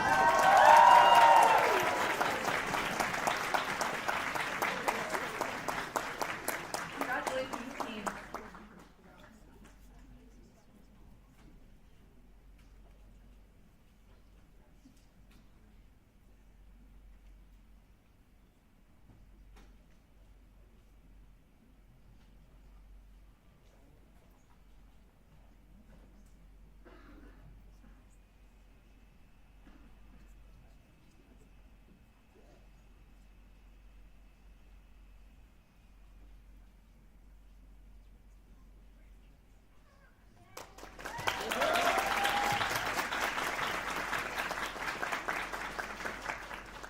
Well done, guys. And now we're gonna announce the winner of ACM Projects ACM Projects Fall 2024. Drum roll, please. Team Nexus!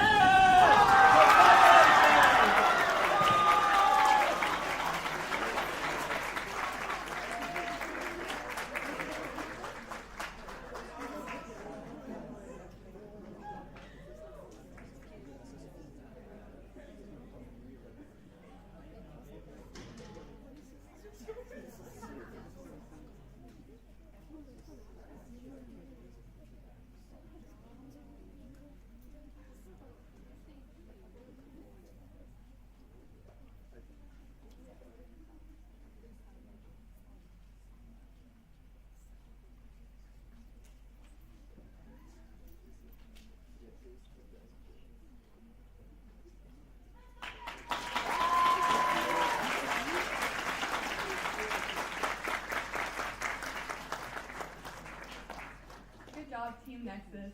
And of course, we did not forget the design award. The team with the best design, drum roll please! We have Team Lumina!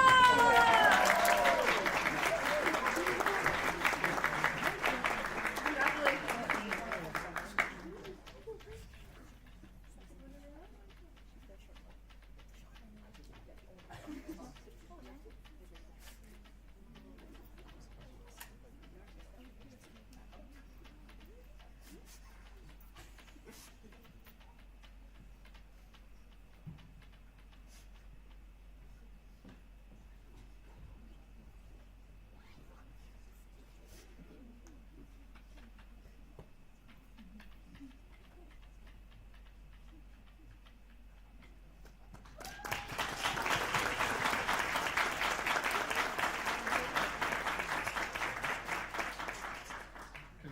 congratulations to all of our winners.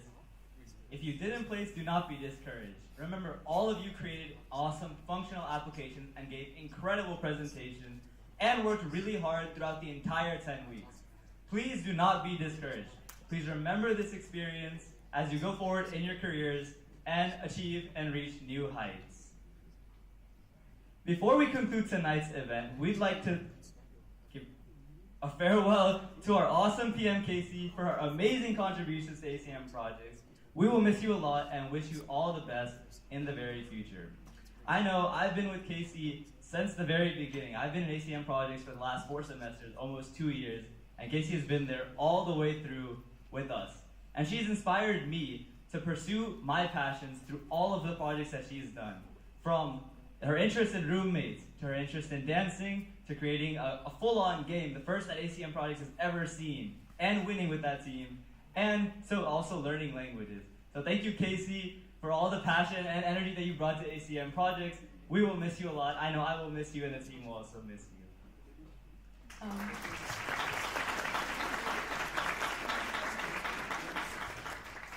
Just want to echo everything that he said. It was very great. But yeah, same thing. We joined in the same semester in spring 2023, and it's been a really, really great journey.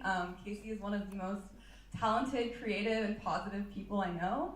Projects will definitely miss her, but we're also excited to see where she goes. Thank you so much, Casey.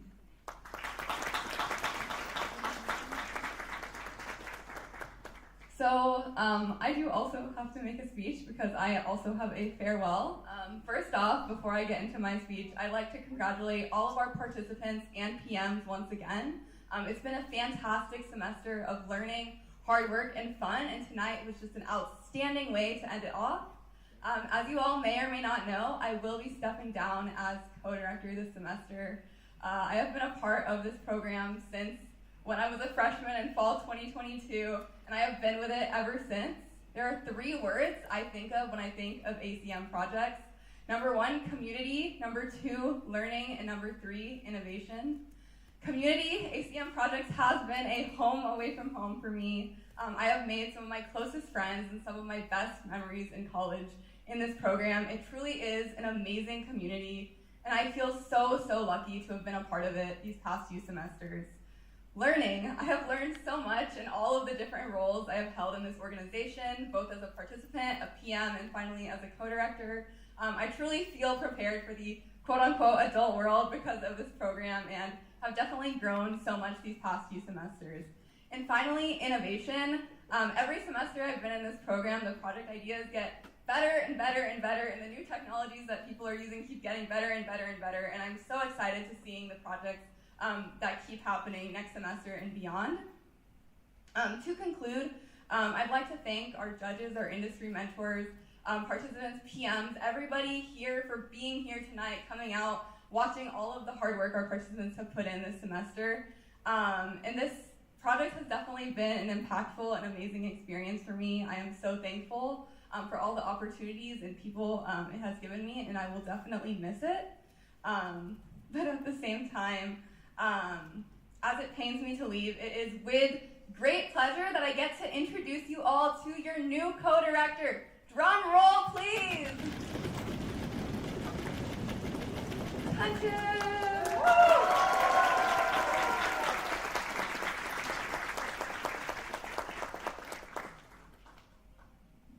I know it's been a long night for everyone, so I'll try to keep this short, I swear. But first of all, I just want to give a huge congratulations to all our amazing participants.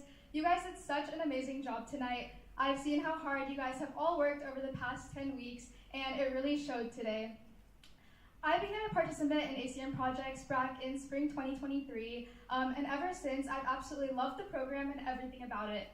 As a PM, these past 2 semesters have been so amazing. I've met so many amazing people, made so many amazing connections, and made so many genuine friendships through the officer teams both this semester and last. I've also just learned so much, both as a participant and as a PM, and I know I'm gonna go on to learn even more as a co-director. And now, ACM projects wouldn't be possible without everyone here today, so I'd also like to take a moment to give A thank you to all of the industry mentors, the judges, all the participants, my fellow officer team, and just everyone who came out today to watch the presentations. We're really glad to have you guys here, and we really hope you had a great time and maybe even learned something new.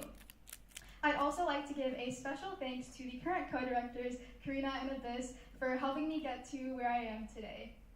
Now, I'm super excited and honored to be the co-director for the next semester, and I really look forward to seeing where this program will go. Thank you.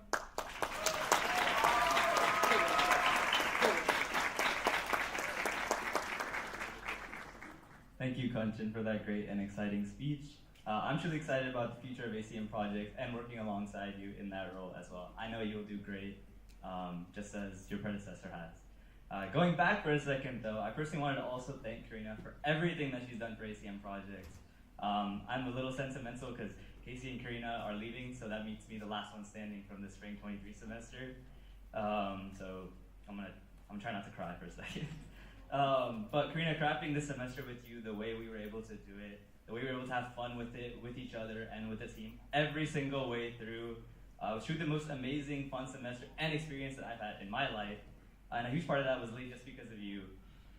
So the team and I will miss you a lot in ACM projects, and I hope you get to visit us every chance that you get. You've truly left a timeless mark on ACM projects, not only with the PMs that you crafted and the participants that you've taught, but also with the co-directors that you've worked with and all the new ideas that you come up with. And I know without a doubt that wherever you go, you will be incredible. So thank you.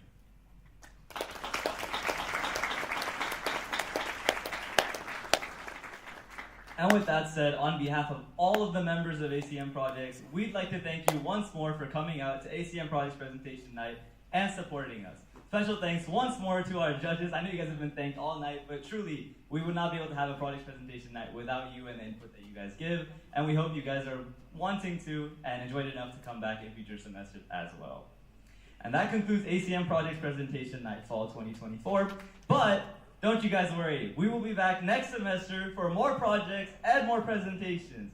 If you are interested in participating in ACM projects, feel free to apply when our applications open at the start of the semester. And even more exciting news.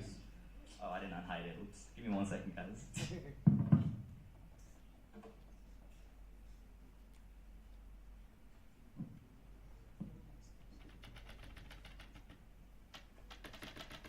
And even more exciting news, if you are looking to join ACM or HackUTD, their applications are open now. It is a very fun way to get involved with the community aspect that Karina, and as you've seen, with the participants and the programs. And thank you and have a great night, everyone. Woo!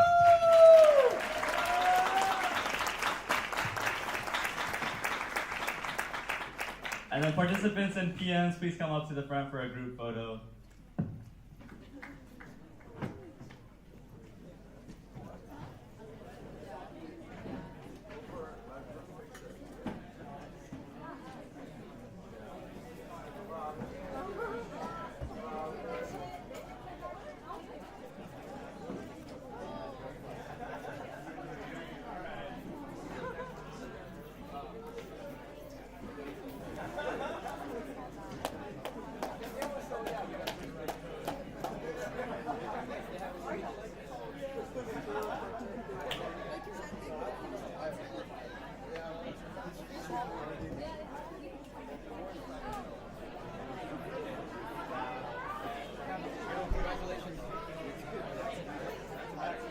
Chaz, where you at? Come on, let's go.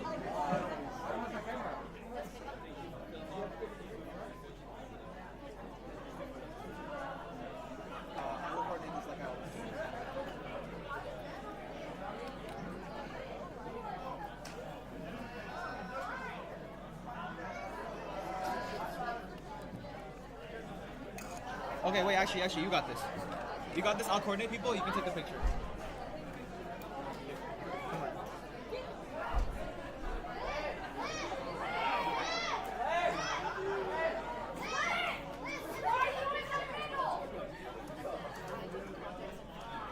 No way, mentors, come on, let's go. You guys are a part of this too, come on.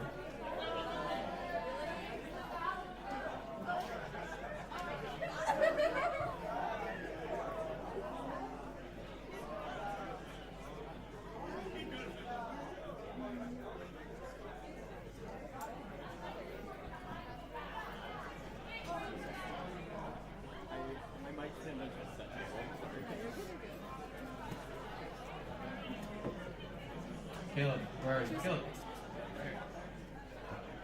Oh, should I? Get on the table, get on the table.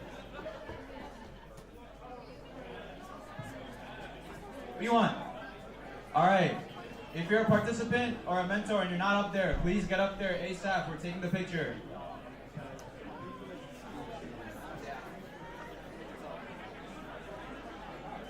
Alright, can I have everyone's attention, please?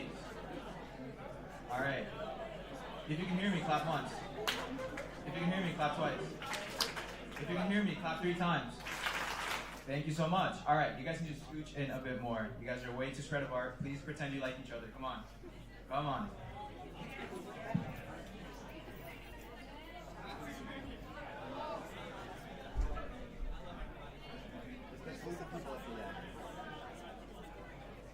Yeah, you tell him a bit. Tell him a bit. Alright, if you guys, you're all over there. Can you guys either try scooch in? If you can't scooch in, come to the front. People on the right, you guys, you need to either come to the front, because you guys need to scooch in a little bit. Let's go. Okay.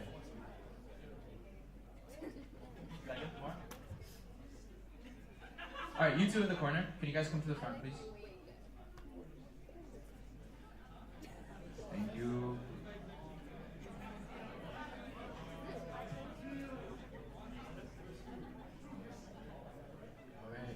Alright, everyone ready?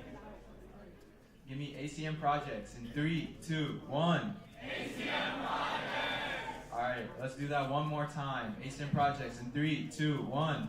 ACM projects! Lovely. Thank you so much. I hope you guys have a great night.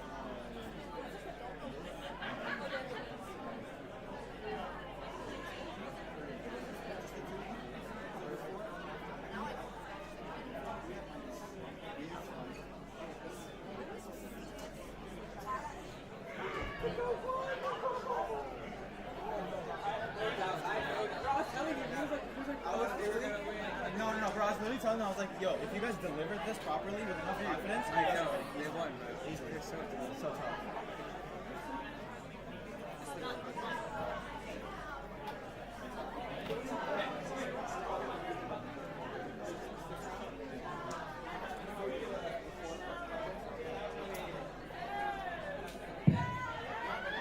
PMs, you cannot leave. You gotta stay. PMs have to stay. Are we using Griffin? Who's spun you on this before?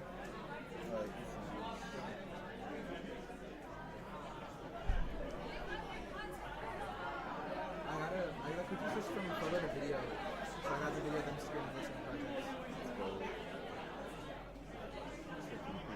Tricking people into giving us content. Now do the apple dance. 5, 6, 7.